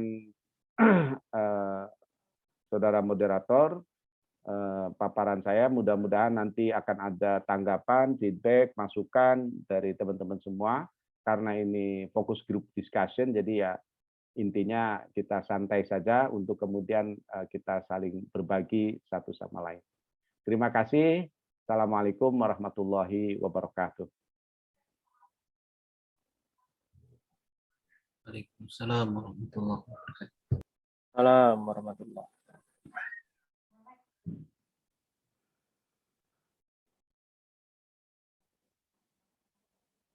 Mana Mas Rindang nih? Penanya? Oh, masih mute tadi, Mas. Oh, sorry, maaf, masih mute ya. Ya. Baik, terima kasih kepada Dr. Jaja atas presentasinya, sungguh luar biasa dan tentunya dapat kastanah keilmuan yang baru. Baik, silahkan teman-teman, saya akan buka 3 sesi pertanyaan. Silahkan, ada dari teman-teman yang bertanya. Ya, silahkan. Pak. Ya, Mas terima Rindang kasih. punten Pak Kosep mau nanya. Wah, ini pemuda bukan ini? Pemuda nih. Nah itu. Muda terus ini mah. Dari Pak siapa? Sebelumnya mohon maaf. Pak Asgar dari Garut. Siap Kanda. Ya, Siap, silakan terima Pak. kasih. Assalamualaikum warahmatullahi wabarakatuh. Waalaikumsalam warahmatullahi wabarakatuh. Saya menyimak dari pembicaraan Pak Dr. Jaja ini yang sangat menarik ya. Dan kalau berkaitan dengan negara Pancasila itu sudah clear, sudah clear, nggak ada masalah. Bermasalah itu bagi orang-orang yang tidak clear dirinya terhadap nilai-nilai Pancasila ya. Itu aja, dibalik aja gitu kan ya. Karena begini, sebenarnya bukan persoalan negara Pancasilanya, itu sudah clear.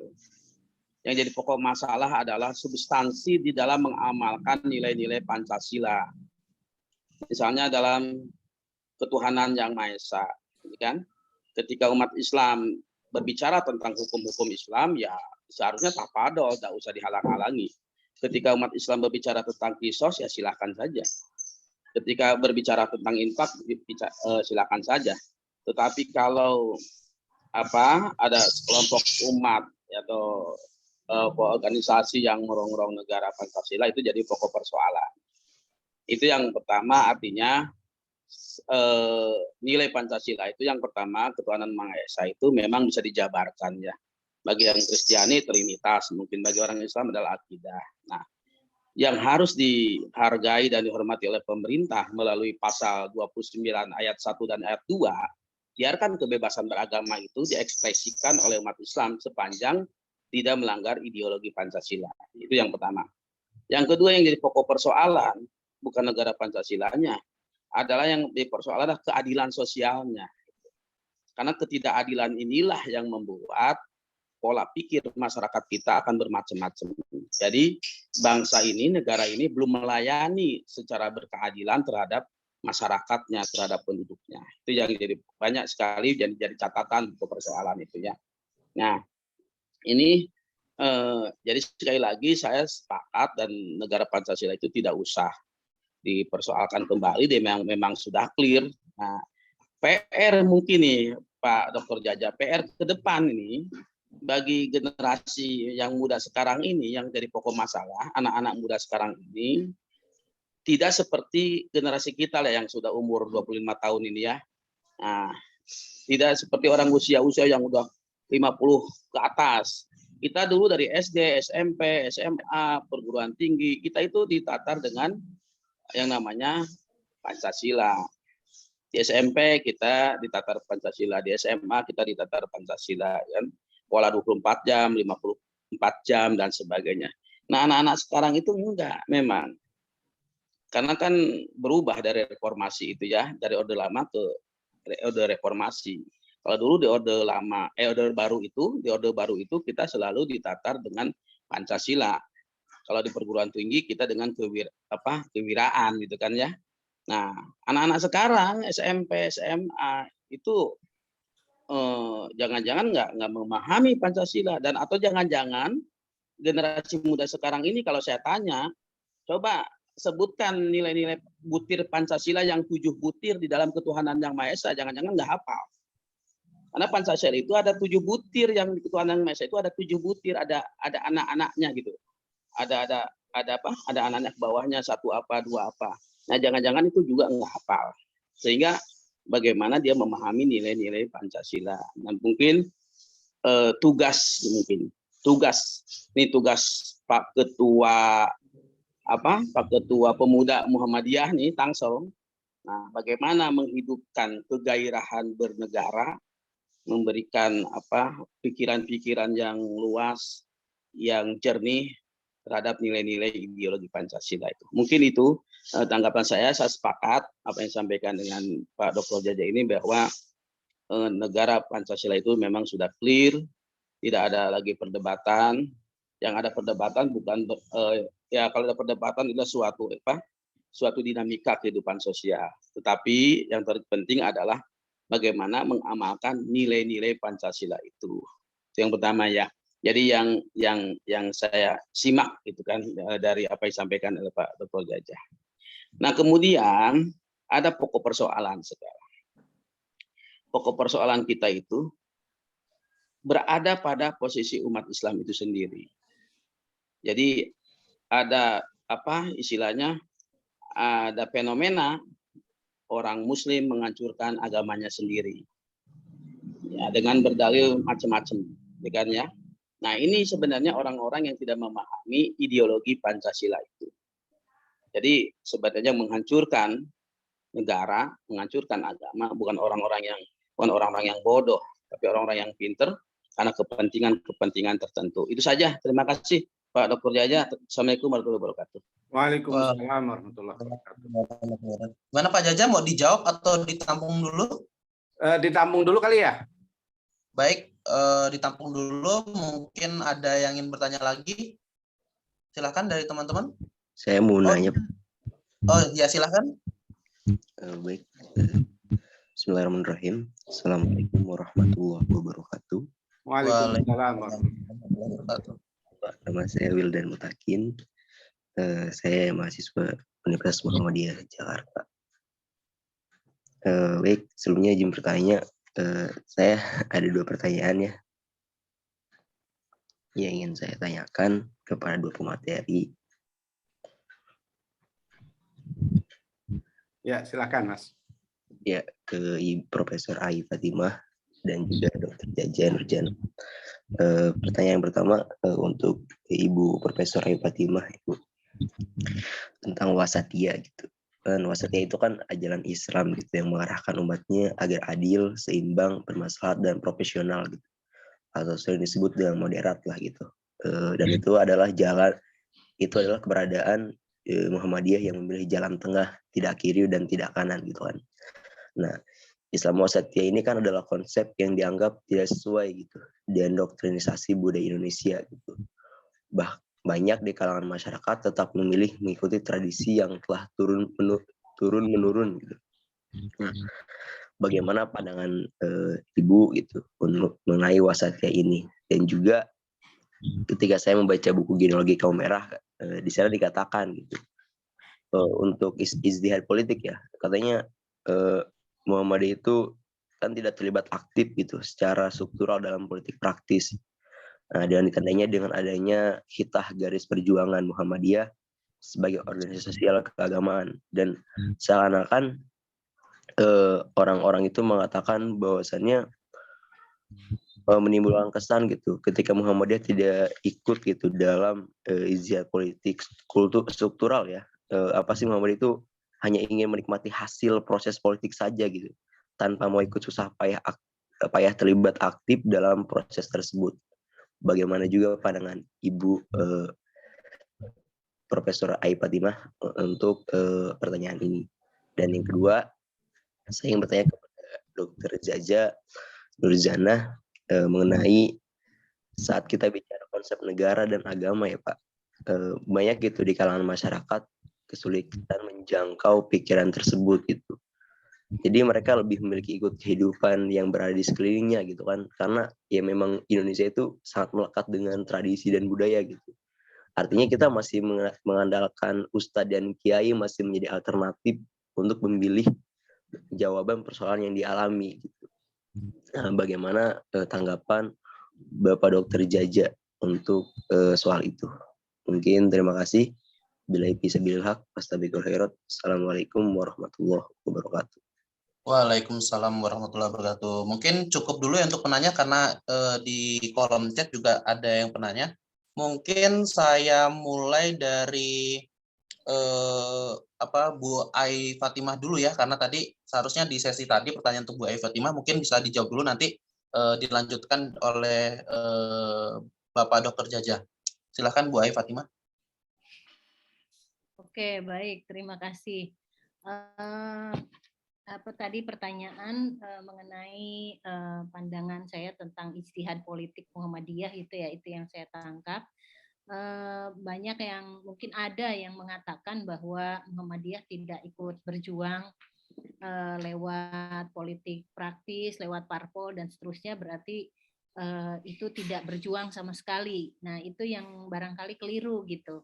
Karena dari awal, apalagi tadi disebutkan khitoh gitu ya. Nah, perjuangan Muhammadiyah itu lebih ke moral, penguatan moral, bagaimana ikut memandu perjalanan bangsa ini, khususnya politik, itu dengan panduan moral yang baik. Jadi substansinya itu yang masuk untuk ikut serta menjadikan politik bangsa ini semakin baik, tapi bukan lewat parpol gitu. Itu yang sering disebut sebagai perbedaan antara hard politik dan soft politik ya dulu. Jadi kalau hard politik itu adalah berusaha untuk merebut kekuasaan melalui partai politik, lalu melalui berbagai jabatan pemerintah dan seterusnya. Tetapi kemudian soft politik adalah lebih pada gerakan moral. Nah, dan Muhammadiyah memilih jalan ini lebih pas gitu dengan budaya dakwah kultural Muhammadiyah. Jadi bisa masuk ke berbagai lini dan aspek kehidupan dari politik, ekonomi, dan seterusnya, termasuk kebudayaan, tetapi melalui jalur gerakan moral. Saya kira itu dari saya. Terima kasih. Oke, baik. Terima kasih Bu Ai Fatimah. Baik, lanjut untuk Dr. Jaja, mungkin bisa menjawab untuk pertanyaan pertama tadi dari Bapak Asgar Asli Garut tadi terkait dengan substansi Pancasila dalam kehidupan sehari-hari, kemudian yang kedua terkait dengan keadilan yang belum dijalankan dan dilaksanakan pada hari ini, masih kurang gitu. Silahkan Pak Jaja. Saya kira memang saya sepakat ya pada dasarnya dengan apa yang disampaikan oleh Pak Kosep gitu, bahwa Pancasila ini sudah menjadi konsensus, itu sudah hal yang kita terima, kecuali bagi yang bermasalah tadi ya. Makanya Pak Kosep, adanya kegiatan hari ini, kami dari dosen UHAMK dan pemuda Muhammadiyah Tangsel itu sebenarnya ingin supaya terutama di pemuda daerah Muhammadiyah Tangsel tidak ada yang bermasalah gitu. Itu maksudnya, bahwa semakin meyakinkan mereka lah, intinya itu. Nah, jangan sampai kemudian kiblatnya ke HTI, kan gawat itu kalau pemuda Muhammadiyah kiblatnya ke HTI gitu. Gitu. Itu yang pertama. Yang kedua, terkait keadilan, memang ini harus perjuangan kita bersama, dan saya kira Muhammadiyah tidak pernah lelah ya untuk berusaha untuk itu dengan ijtihad konstitusi, misal dengan kritik-kritiknya dan seterusnya, dalam rangka untuk mencapai baldatun thayyibatun wa rabbun ghafur. Saya kira kritik Buya Anwar Abbas kemarin adalah merupakan satu hal yang sangat penting ya, menunjukkan itu Pak Kosep, bahwa orang Muhammadiyah tidak tinggal diam, walaupun waktu itu beliau sebenarnya kapasitasnya sebagai wakil ketua MUI, tapi orang melihatnya orang kan banyak melihat bahwa beliau adalah orang Muhammadiyah, sehingga banyak sekali viral tulisan kiai-kiai NU, tokoh-tokoh NU katanya harus cium tangan dan lain sebagainya. Saya kira itu bukan dari orang Muhammadiyah ya yang begitu, orang luar gitu. Muhammadiyah tidak pernah melakukan hal seperti itu, tapi orang luar melihatnya seperti itu. Nah, jadi ini tentu adalah merupakan perjuangan kita bersama untuk terus-menerus mengkritisi penyelenggara negara siapapun mereka, dari golongan manapun, dari partai apapun ya. Jadi Muhammadiyah itu bekerja sama dengan semua partai, tidak mendukung salah satunya, bekerja sama dengan semuanya, dan kita tetap bersikap kritis siapapun yang memimpin pemerintahan ini gitu ya. Jadi kita tidak kemudian membutakan hati dan mata kita. Nah, yang berikutnya terkait dengan apakah misalnya di Indonesia ini memungkinkan tidak misalnya hukum jinayat ya, hukum kriminal Islam dijadikan salah satu instrumen. Sangat memungkinkan, walaupun mungkin saatnya sekarang belum ya. Karena gini, teman-teman sekalian, mungkin bagi Anda tidak mengalami ya, tapi saya kira bagi usia-usia saya gitu, itu mengalami dulu untuk memasukkan kata syariah dalam undang-undang, alergi gitu. Nah, sekarang alhamdulillah kan di undang-undang kita ada perbankan syariah, ada pegadaian syariah, dan lain sebagainya. Jadi sebenarnya perundangan kita kan tergantung dari DPR dan Presiden gitu ya. Kalau misalnya DPR-nya suatu saat nanti untuk umat Islam korupsi dipotong tangan sesuai dengan Qisas misalnya, sesuai dengan hukum Islam, dan disepakati, bisa jadi menjadi hukum positif, dan itu tidak menutup kemungkinan gitu. Nah, jadi bisa terjadi itu. Seperti halnya sekarang misalnya hukum ekonomi syariah ya kan, itu terjadi di negara kita yang pada tahun 80-an, awal 80-an akhir itu tidak memungkinkan. Nah, pertama kali adalah zamannya Pak Harto, yaitu dengan berdirinya Bank Muamalat Indonesia yang didasarkan pada kesyariahan. Jadi bukan tidak mungkin kalau nanti gitu hukum jinayat juga berlaku kalau misalnya anggota dewan itu menyepakati dengan presiden bahwa untuk umat Islam diberlakukan hukum jinayat. Itu seperti itu ya, teman-teman. Terkait dengan bagaimana relasi agama negara bagi masyarakat grassroots, ya ini saya kira tugas kita bersama gitu ya, tugas kita bersama. Anda kan nantinya ke depan jadi tokoh masyarakat juga ya. Nanti masyarakat kan mendengar dari Anda gitu kan gitu ya. Mungkin ada yang jadi tokoh agama nantinya kan, jadi ustadz, jadi kiai, ada yang jadi politisi. Maka saya kira ini adalah kesempatan buat kita semua untuk mengisi itu semua. Kemudian terkait dengan agama dan negara juga berkaitan dengan pendidikan ya, pendidikan masyarakat kita. Saya kira nantinya semakin baik pendidikan kita ya akan semakin baik pula pilihan-pilihan kita, akan lebih cerdas pula pilihan-pilihan kita. Saya mengutip survei pemilu tahun 2019 misalnya teman-teman ya, itu kan ada yang pendidikan rendah kecenderungannya pada partai apa, kemudian yang pendidikannya tinggi kecenderungan pada partai apa gitu kan. Nah, nanti kalau sudah sama-sama tinggi, sudah sama-sama cerdas gitu, saya kira pilihan-pilihan kebijakan bangsa kita juga akan berubah ya. Jadi ya yang sekarang dalam kalangan intelektual ya harus bersabar gitu kan gitu. Dan saya kira Muhammadiyah sudah memberikan contoh untuk itulah ya. Saya kira sudah semua ya tadi tentang Pancasila, kemudian tentang agama dan negara. Saya kembalikan ke Mas Rindang.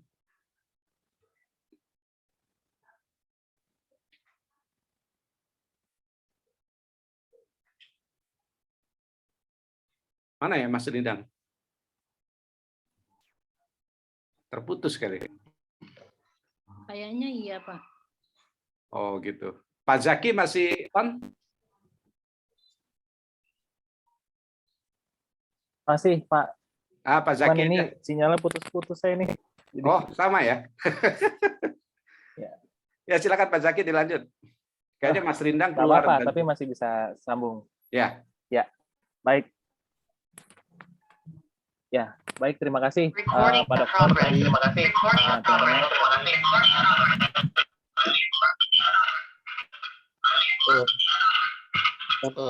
Baik, mohon maaf tadi ada kesalahan jaringan. Mohon maaf ada kesalahan jaringan. Oh iya. Silakan Mas Rendang. Baik, ini ada satu lagi Pak yang bertanya via kolom chat tadi mungkin di materi terkait dengan penyimpangan. Tadi penyimpangan. Nah, bagaimana ini meminimalis strategi Muhammadiyah dalam meminimalisir atau menghilangkan. Tapi menurut saya kalau menghilangkan kayaknya tidak mungkin. Adanya stagnasi, distorsi dan defisiasi ya Pak. Oh Di iya. kolom Iya. ya. Baik. Ini waduh, pertanyaan berat ini dari tokoh kita juga ini di PDM Tangsel ini. Ya, Pak Rohpadi. Baik, strategi Muhammadiyah dalam meminimalkan adanya stagnasi, distorsi dan deviasi. Saya sih melihat apa yang dilakukan oleh Muhammadiyah itu sudah bagian dari strategi kita, misalnya termasuk Pak Rohpadi yang berkecimpung di bagian pengawas lazismu gitu ya. Nah, itu sudah bagian dari kita meminimalisasi lah ya. Adanya stagnasi, distorsi dan deviasi dalam menghilangkan berbagai macam tadi ya, stagnasi, deviasi, supaya apa? Supaya kita sama-sama misalnya dalam satu konteks kenegaraan untuk menuju baldatun thayyibatun warabun ghafur. Jadi apa yang dilakukan oleh Muhammadiyah saat ini saya kira sudah menuju ke arah sana ya, melalui berbagai macam amal usahanya. Ya memang kita sekarang kan mencanangkan di abad kedua ini bagaimana penguatan dalam bidang ekonomi. Nah ini saya kira juga penting ya untuk penguatan dalam bidang ekonomi, karena kalau kesehatan, pendidikan, kemudian sosial, ya insya Allah kita juara lah gitu. Tapi dalam bidang ekonomi mungkin kita belum bisa menggarap sedemikian rupa sehingga aset kita itu puluhan triliun di bank itu, sampai nganggur itu uang nganggur puluhan triliun kan aneh ya teman-teman. Karena memang resikonya tinggi gitu. Kalau Pak Anwar Abbas itu ya pokoknya kita harusnya olah aja gitu, jangan tahu rugi. Jadi orang yang tapi kan warga Muhammadiyah kan mayoritas bukan insting pengusaha ya. Kita ini mayoritasnya PNS, kemudian profesional gitu. Sementara usaha itu harus dengan insting yang semakin besar resiko rugi semakin besar pula untungnya gitu. Nah, itu saya kira kader-kader kita ke depan itu harus punya mental seperti itu gitu, sehingga kita tidak menyaksikan misalnya uang puluhan triliun itu parkir di bank, itu kan aneh ya. Puluhan triliun parkir di bank itu. Nah ini karena memang resikonya juga besar kalau kita mau mengolah uang puluhan triliun. Kalau untung, kalau rugi, siapa yang mau disalahkan? Kan gitu kan gitu. Jadi memang ya ini bagian-bagian yang perlu generasi berikutnya lah untuk melakukan itu.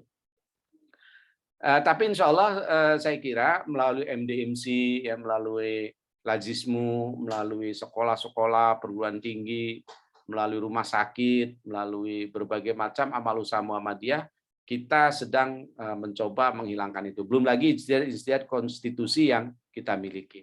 Dan alhamdulillah di Muhammadiyah ini memang beragam ya pimpinan-pimpinan kita tipikalnya. Ya. Ada tipikal seperti Pak Haidar Nasir, ada seperti Buya Anwar, ada seperti Mas Mukti. Semuanya ada keragaman gitu ya, melalui tipikal karakteristik dan tipikal yang ini memperkaya Muhammadiyah, sehingga Muhammadiyah itu tidak tunggal gitu. Tapi teman-teman ketika sudah disepakati, maka seradikal apapun, katakanlah kalau saya katakan ya kelompok radikal, seradikal apapun Buya Anwar itu tidak akan pernah melanggar itu gitu ya. Karena memang sudah disepakati. Nah ini saya kira bagian-bagian penting dari kontribusi Muhammadiyah dalam bagaimana meminimalisir stagnasi, distorsi, dan deviasi, sehingga kita menuju negara yang baldatun thayyibatun warabun ghafur. Ya, memang ini perjuangan yang tidak pernah berhenti, teman-teman ya.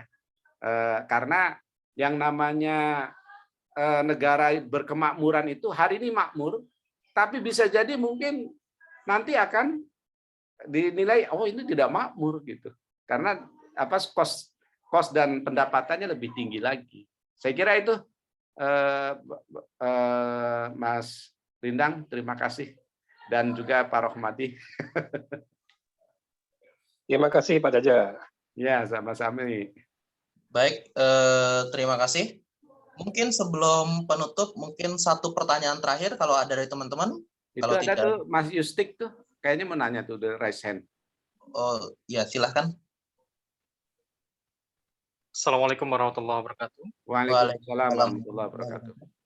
Ya, terima kasih kepada Bang Rindang sudah mengizinkan saya untuk memberikan pertanyaan. Saya ingin bertanya kepada Bunda Ai dulu terlebih dahulu ya. Pertanyaannya adalah bagaimana cara terbaik yang harus dilakukan oleh kita sebagai warga Muhammadiyah untuk menjaga diri kita dan keluarga dari ekstremisme.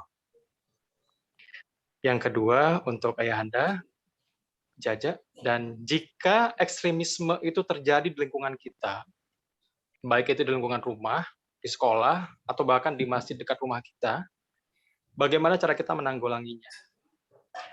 Saya izin mengutip sebuah hadis, man ra'a minkum munkaran falyughayyirhu biyadihi fa illam yastati' fa bilisanihi fa illam yastati' fa biqalbihi wa dzalika adhaful iman.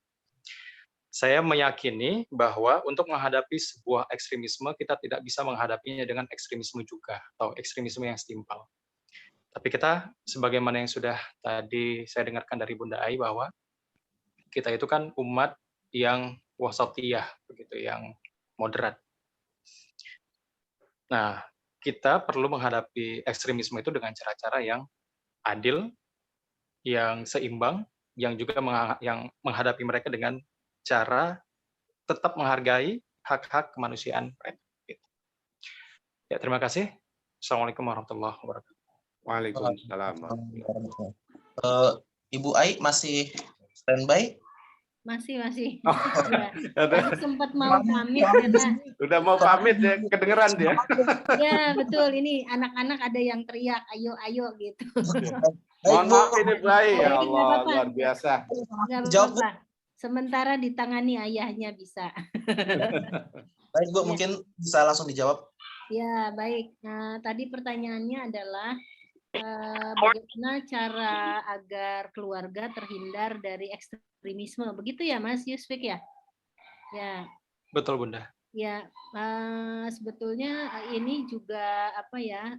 Mungkin kalau saya dan Pak Jaja misalnya ngajar mata kuliah tauhid, akidah dan seterusnya ya, itu juga terkait erat gitu ya, bagaimana penanaman nilai-nilai tauhid kepada keluarga itu menjadi pondasi yang utama gitu ya, untuk kemudian setelah penanaman tauhid itu anak-anak atau keluarga kita sendiri bisa lebih terbuka melihat keragaman yang ada di sekitarnya, tidak mudah melakukan penghakiman, penilaian yang sepihak, judgement-judgement yang tidak diperlukan, sehingga mereka lebih punya kemampuan untuk toleran gitu ya sejak dini. Nah, itu juga saya kira penting gitu ya, berawal dari nilai agama, bahwa agama itu menghargai nilai-nilai kemanusiaan. Nah, seringkali kan selama ini mungkin kalau saya dulu di kampung gitu belum paham banget ya apa relasi antara agama dan nilai-nilai bermasyarakat atau bernegara gitu. Tetapi kemudian perlahan kita tahu bahwa keduanya itu tidak bisa dipisahkan. Nah, justru agama itu hadir untuk punya kontribusi pada kemanusiaan. Nah, sehingga mungkin dengan bahasa yang berbeda sesuai dengan kapasitas anak-anak kita, sesuai dengan usianya, kita bisa memberikan pemahaman mengenai nilai-nilai prinsip yang seperti itu. Saya kira itu, Mas Yusfik, terima kasih. Baik, terima kasih Bunda Ai Fatimah. Baik, karena kita waktu sudah di penghujung acara, mungkin cukup untuk pertanyaan dari teman-teman semua. Semoga FGD kita pada hari ini membawa berkah dan membawa kasanah keilmuan baru pada kita semua, dan tentunya di kalangan warga Muhammadiyah tentunya ini bisa menjadi dakwah baru kalau misalkan bagaimana konsep ini bisa dijalankan dan dipahami oleh teman-teman selaku warga Muhammadiyah.